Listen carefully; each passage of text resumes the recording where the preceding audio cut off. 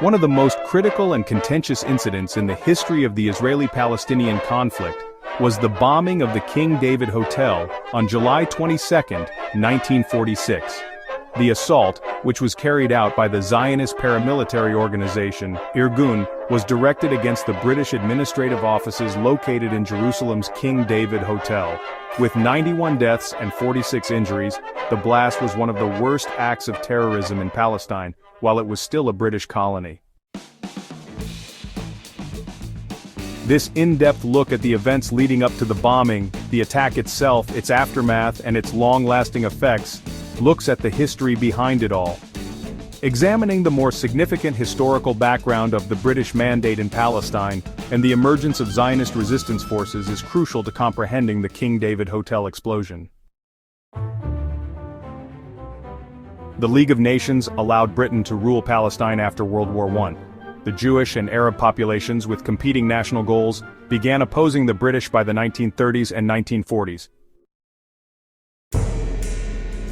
In Palestine, several Jewish paramilitary groups with unique philosophies and tactics arose in the 1940s.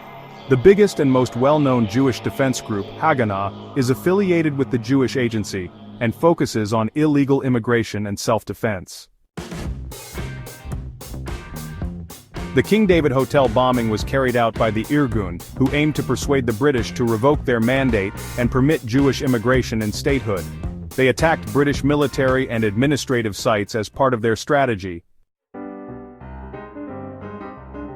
Following the Holocaust and World War II, Jewish survivors fled to Palestine. But with the 1939 White Paper, the British placed severe restrictions on Jewish immigration out of concern about Arab resistance. This policy fostered resistance groups, infuriating the Jewish community. The Night of the Bridges, which the Haganah organized in June 1946, destroyed several bridges that connected Palestine to its neighbors. The British responded by initiating Operation Agatha, a sweeping assault on Jewish resistance cells. Searches exposed the scope of Jewish resistance activity and detained thousands of Jews, including numerous Haganah commanders. The King David Hotel represented British power since it was the location of the country's military and administrative centers. The Irgun organized an assault on the hotel in an attempt to exact revenge for Operation Agatha and pressure the British to withdraw from Palestine. Menachem Begin and other members of the Irgun's leadership authorized the operation. Despite being well-planned and carried out, the assault on the King David Hotel had significantly more disastrous results than expected. The Irgun smuggled explosives inside the hotel by disguising its agents as Arab laborers.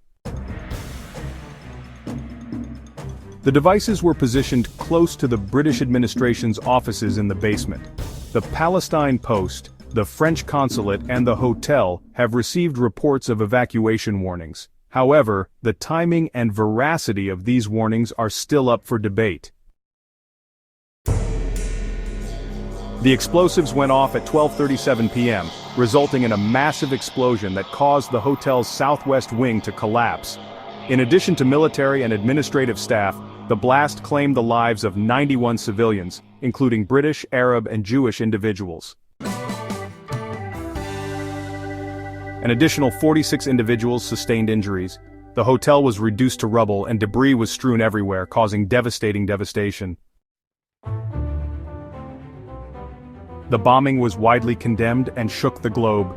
The Irgun justified it as a valid act of resistance against a repressive state, but the British government and media depicted it as a terrorist strike.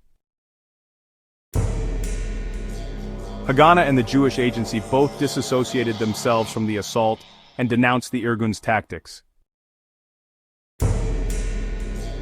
Despite conducting a thorough investigation into the attack, the British did not immediately catch the culprits. Further crackdowns and arrests followed after the incident, which heightened British attempts to quell Jewish opposition. The British government pledged to hold anyone responsible for the attack accountable and denounced it as a terrorist crime. British soldiers conducted raids on Jewish institutions and communities, leading to an increase in security throughout Palestine. The reaction of the Jewish community was not uniform. Some condemned the raid for its high civilian casualty rate and harm to the Zionist cause, while others defended the Irgun's actions as essential resistance. To avoid criticism from the world community, the Jewish agency and Haganah attempted to disassociate themselves from the Irgun. The King David Hotel explosion had a significant and extensive impact on the Israeli-Palestinian conflict, the Zionist movement, and the British Mandate. The bombardment made it clear that British authority in Palestine was unsustainable. The British government started to re-evaluate its involvement in the area in response to the escalating violence and pressure from other countries. Britain referred the matter to the UN in 1947 after announcing its plan to leave Palestine. The UN put up a proposal in November 1947 to split Palestine into Arab and Jewish nations. The Arab governments opposed the idea, but the Jewish leadership approved it. The 1948 Arab-Israeli War began when David Ben-Gurion announced the creation of the State of Israel on May 14, 1948. There is much discussion and disagreement around the King David Hotel bombing. Critics denounced the Irgun as a terrorist action that resulted in needless civilian deaths, while supporters saw it as an essential act of resistance against British rule. Views of the Israeli-Palestinian conflict and the use of violence in political conflicts are still influenced by the bombing. In conclusion, an important turning point in the history of the Israeli-Palestinian conflict, the King David Hotel bombing signaled the end of British control in Palestine and the fight for Jewish sovereignty. Although it had a terrible immediate effect, it had significant long-term effects that helped lead to the ultimate creation of the State of Israel and the current regional strife. By closely analyzing this incident, we may better understand the intricacies of the Israeli-Palestinian issue and the ongoing difficulties in bringing about justice and peace in the area.